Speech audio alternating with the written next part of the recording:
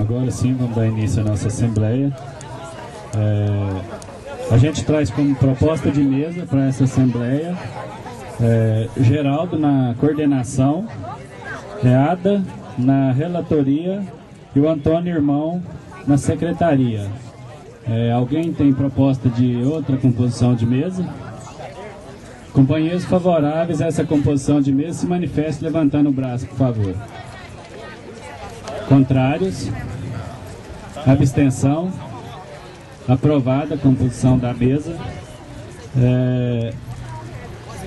A nossa Assembleia tem como ponto de pauta informes locais e nacionais, análise de conjuntura e encaminhamentos. Alguém tem algum outro ponto de pauta? Não? Em votação, companheiros favoráveis aos pontos de pauta da nossa Assembleia se manifestem levantando o braço, por favor. Contrários? Abstenções? Aprovado. Bom, vamos dar início com a nossa Assembleia com os informes locais. Pode se inscrever aqui com o irmão. Vou estar me inscrevendo, irmão. Vamos fazer aqui, tentar fazer em 3 minutos para a gente agilizar nossos trabalhos.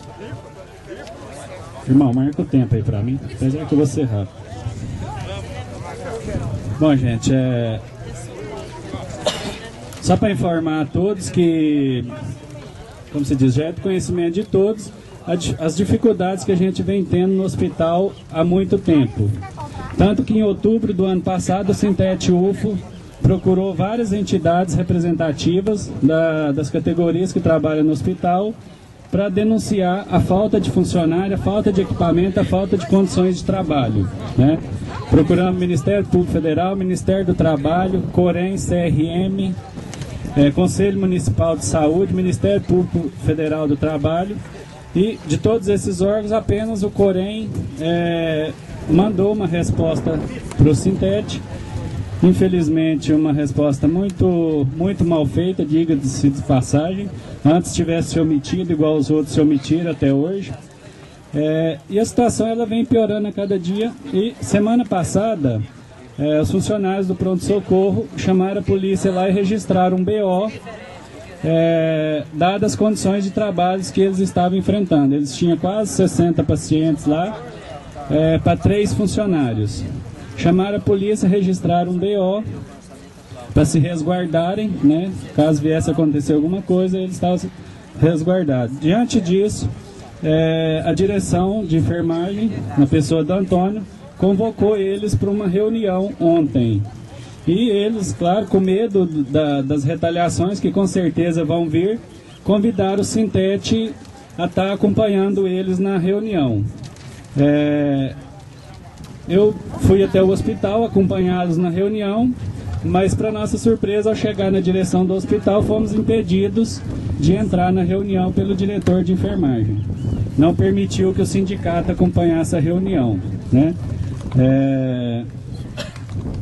Entramos em contato com a nossa advogada, tentamos fazer um boletim de ocorrência, tanto a Polícia Militar quanto a Polícia Federal não registrou o BO, porque segundo eles são questões administrativas e tal, que não houve dano social com essa atitude deles.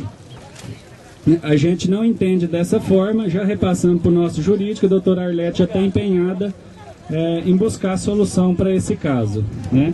Com certeza não vamos admitir esse tipo de situação. E nesse momento a gente tem outro colega nosso lá, provavelmente está lá na direção agora, se explicando para o diretor, porque ele reclamou da escala de trabalho, muito sobrecarregada, e nesse momento deva estar lá na direção, dando explicação do porquê que ele reclamou da escala, né? Então é nessa linha que a direção tem trabalhado, dessa forma que eles estão trabalhando, com ameaças, amedrontando as pessoas, né? Obrigado. Próximo inscrito. Mário.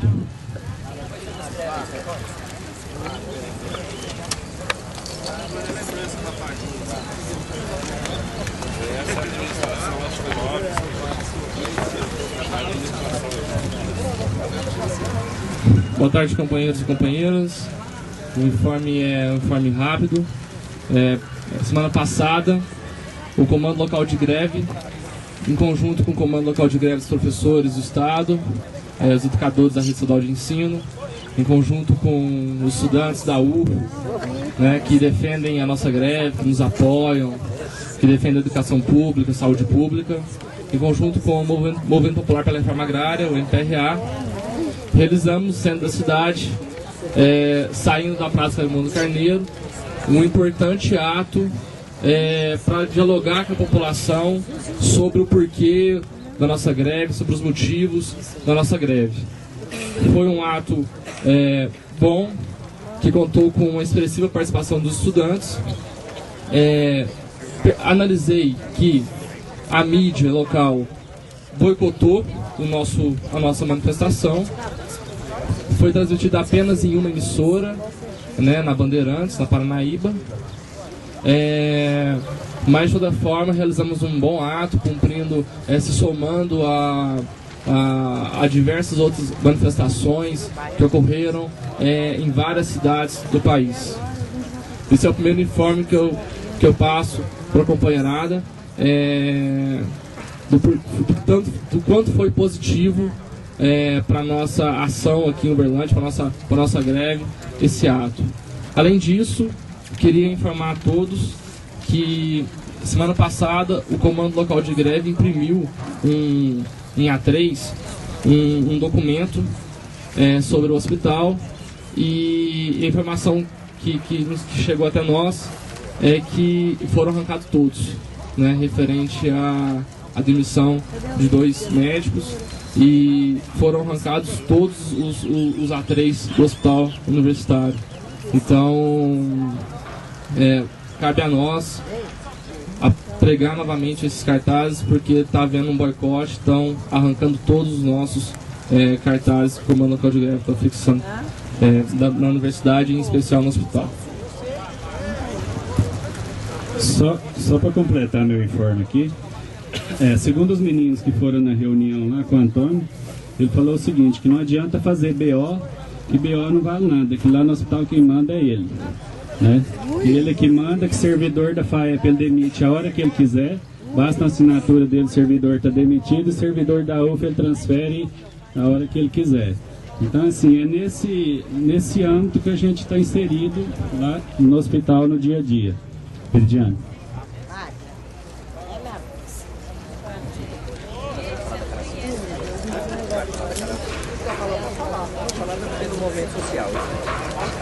Bom, boa tarde a todos.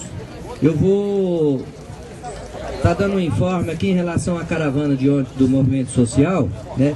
E quem esteve lá pode falar mais do que aconteceu lá, mas da organização, se tiver alguém da CMP aqui ou de alguma entidade social que quiser completar o informe, a gente conversa com a mesa. Bom, a gente já vem há algum bom tempo preparando essa caravana de ontem, a participação nossa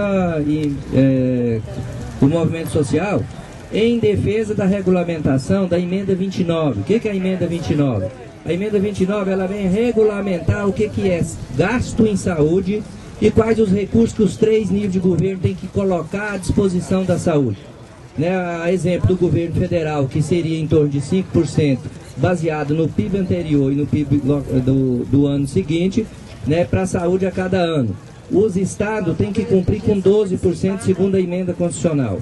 Colocar à disposição da saúde 12% dos recursos, né, que é dos impostos de cada ano, previsão orçamentária de cada ano. Os municípios, o mínimo 15%. Não quer dizer que ele tem que gastar só 15%, mas o mínimo que ele pode, que ele só pode gastar, não pode ser menos de 15%. O mínimo é 15%.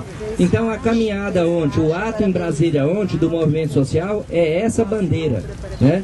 Para que a saúde venha a ter pelo menos estipulado, conforme está na emenda constitucional, os recursos fixados para a saúde. E o que é gasto com saúde? Porque tem o governo do estado mineiro, por exemplo, tem aposentadoria militar, tem aquela empresa de água, tem a questão ambiental, que indireto ou diretamente está ligada à saúde, mas não é gasto diretamente com saúde. E para falar que ele gastou 12%, ele coloca tudo isso. Pra vocês terem uma ideia, o estado de Minas Gerais, em 2010, com todos esses gastos, chegou a 7,5%. Quando nós retira tudo isso, dá 5,5%. Então é um dos estados que tem um dos maiores arrecadação de impostos e não aplica os 12% na saúde, ou não coloca à disposição 12% na saúde. Então essa era a finalidade do ato ontem em Brasília do movimento social, que teve interferência, mudança de pauta, mas de qualquer maneira, segundo as informações que eu tenho até agora, foi muito bom o ato e de alguma forma surgiu o efeito, embora me parece que a comissão da saúde do Congresso não tiveram a mesma felicidade de receber todo mundo e fazer um encaminhamento conforme estava planejado. Tá? Obrigado. Gilson.